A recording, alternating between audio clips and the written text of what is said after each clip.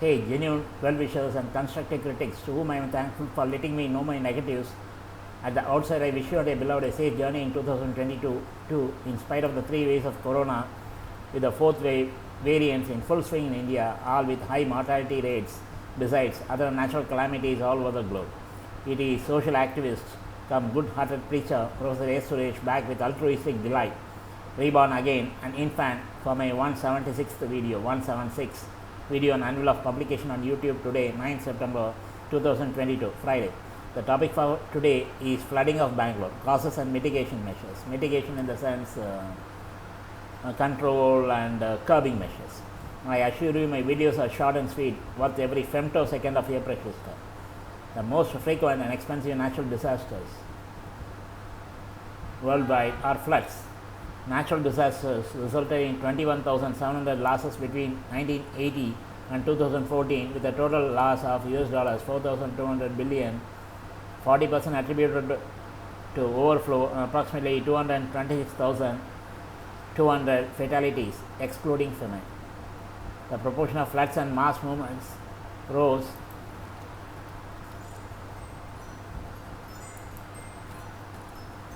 to 50%, 47%, and 45% in 2016, 2017, and 2018, respectively. Flood-related losses of life and property are enormous in developing nations, like India. Flooding is becoming more common in India of late, in urban areas too, like Mumbai, Chennai, and even Kerala, considered to be God's own country, attributed to excellent drainage system in spite of the ups and downs of topography. Recent incidences are in Bangalore, the Haiti hub in India, also known as the Garden City of India. Adverse effects include loss of property, lives, besides disruption of day-to-day life. This video will enlighten the viewers the prime causes for flooding and mitigation measures that will work for sure, since most of these causes are man-made rather than God. Certainly we can prevent these from happening one and only if we change our mindset. Flooding, also known as deluge. Let me first explain what it is. Fill quickly beyond capacity, as with a liquid. Cover with a liquid, usually water, become filled due to overflowing. Floods in urbanized landscape refer to the partial or complete inundation from the rapid accumulation or runoff, resulting in the damage to property and loss of biotic elements, including humans. Prime causes of flooding: land use, land cover, shortly LULC, change in space and time are the main causes behind the changing hydrological process, ecosystem and environment in urban catchments. As the global population increases rapidly, migration of people from rural to urban area in search of employment, trading, other commercial activities, transport, education, etc. has increased manifold dynamically. To accommodate the increased urban population as well as their activities, human beings have already induced changes in land use, land cover, rapidly in temporal and spatial scales. Reduction of time to peak for the flood hydrograph,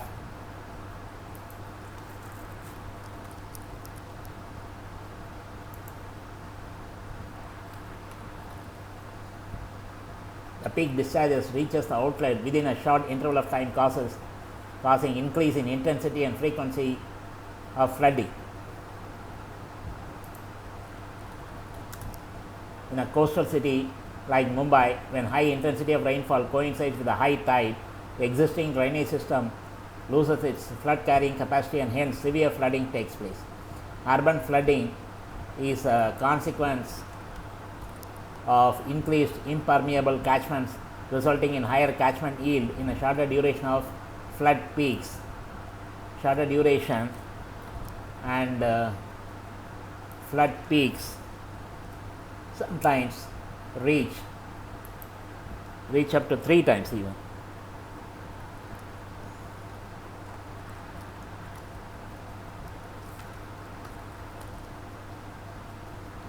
The flooding occurs quickly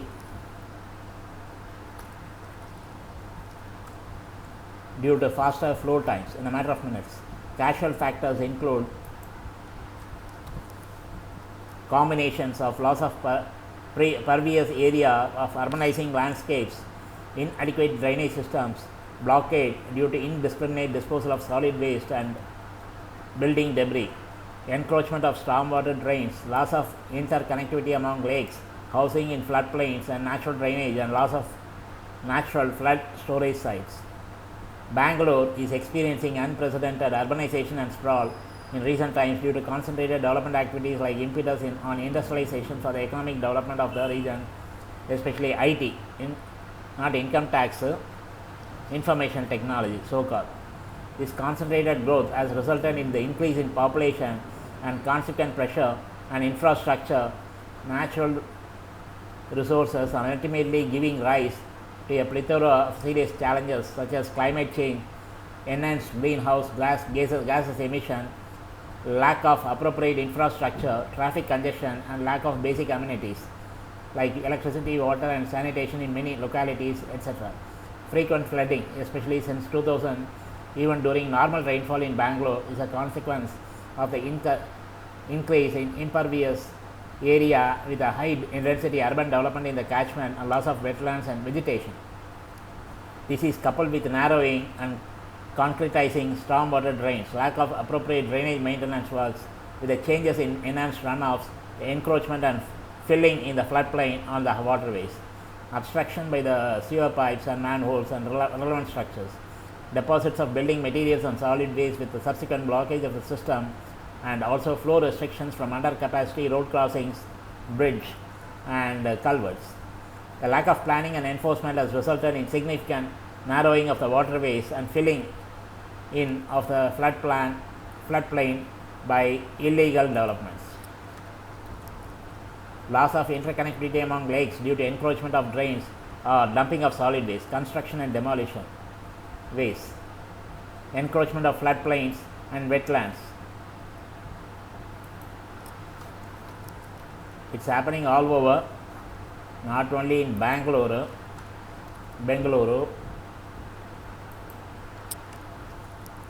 construction in valley zones, floodplains and lake bed, and denotifying lakes under the guise of dead lakes. No lake can be dead as it does the job of underground water recharge. They are using terms like this and fooling the people. Narrowing and concretizing stormwater drains, impairing hydrological functions of the natural drains. Loss of pervious area, reduction of open spaces, wetlands and vegetation cover. Increased paved surfaces in the city, 78% paved surface and likely to be 94% by 2020 due to unplanned irresponsible urbanization by senseless decision makers, the bureaucrats, politicians, unplanned development of even major cities, greedy real estate developers looting money in all ways possible, lack of proper rules and regulations by government besides ineffective governance. Rules are of no use unless it is enforced strictly. Otherwise, it's as good as having no rules.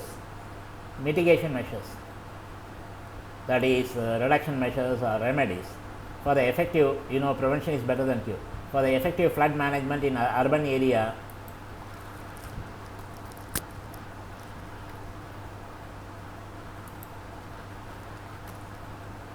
estimation of flood hydrograph, flood peak, time to peak, flood peak and floodplain delineation are very important.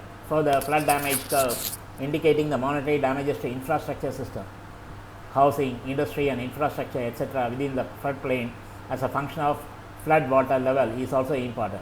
The integration of geomorphologic and hydrological and hydraulic methods is very much necessary to assess the floodplains and flood hazard mapping. Flood hazard zoning map provides the information to the inhabitants of the flood-prone area about probable flooding consequences.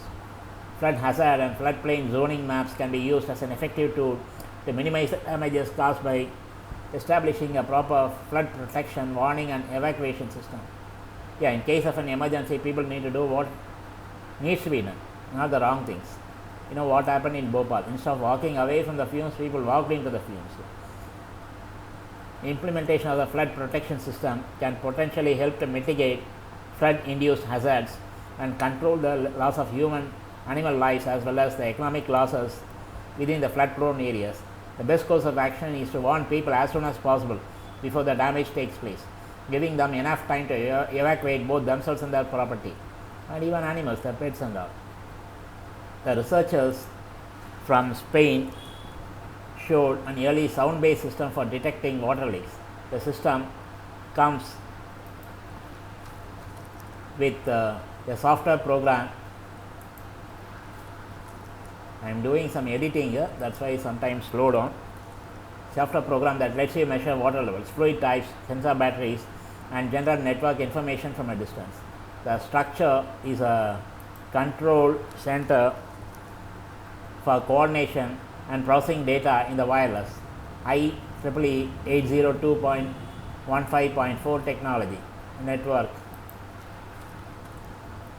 and 5 flood sensors with built-in radio modules that can communicate over the internet or 2G, 3G, 4G, even 5G through the control center, and are therefore accessible through an external network. Similarly, Malaysian researchers investigated the effectiveness of the Internet of Things, shortly IoT, in disaster management applications. The authors propose an IoT technology that collects water level and flow data using wireless sensor networks, cameras, mobile phones, and weather stations as crucial components. The weather station records temperature,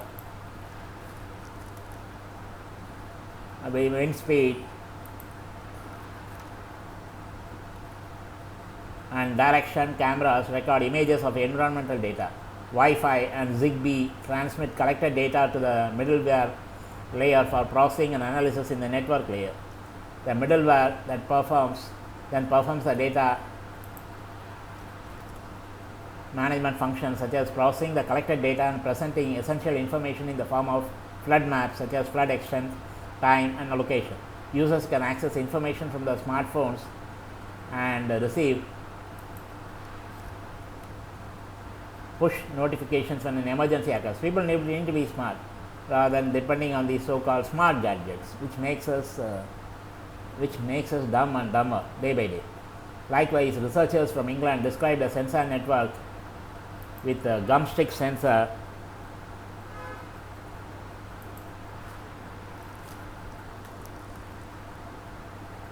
nodes for flood prediction in 2006.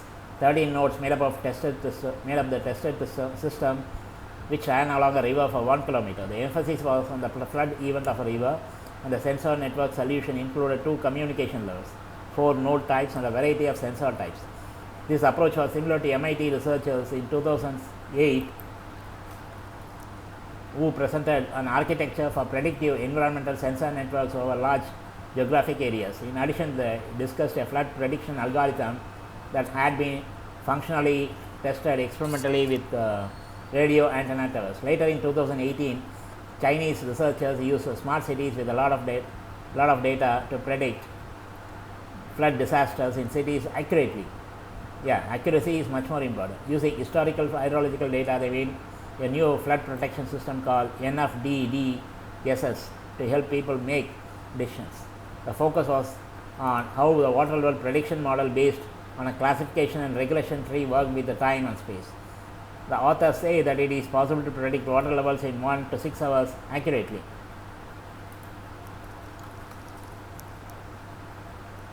However, because this method relies heavily on having large amounts of historical data available in smart cities, it is